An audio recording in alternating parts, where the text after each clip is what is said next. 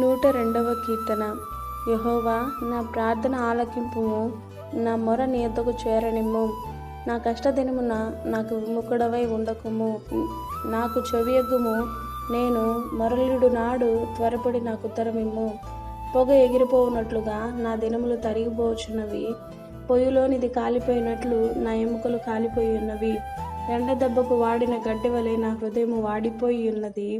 భోజనము చేయుటకే నేను మరచిపోచున్నాను. నా మూల్గుల శబ్దం వలన నా ఎముకలు నా దేహమును కంటుకొని పోయినవి. నేను అడవిలోని గూడబాతును పోలియున్నాను. పాడైన స్థలములోని పైడి కంటి వలెనున్నాను. రాత్రి మెలకుగా ఉండి ఇంటి మీద ఒంటిగా నున్న పిచ్చుక వలెనున్నాను. దినమెల్లా నా శత్రువులు నన్ను నిందించుచున్నారు. నా మీద వెర్రి కోపము గలవారు నా పేరు చెప్పి శపింతురు. నీ కోపాగ్నిని బట్టి నీ ఆగ్రహమును బట్టి బూడిదను ఆహారముగా భుజించుచున్నాను.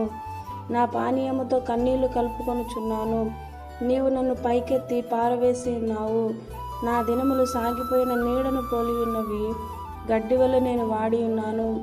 యెహోవా, నీవు నిత్యము సింహాసనాసీనుడవు. నీ నామ స్మరణ తరతరములుండును. నీవు లేచి సియోనును కరుణించెదవు.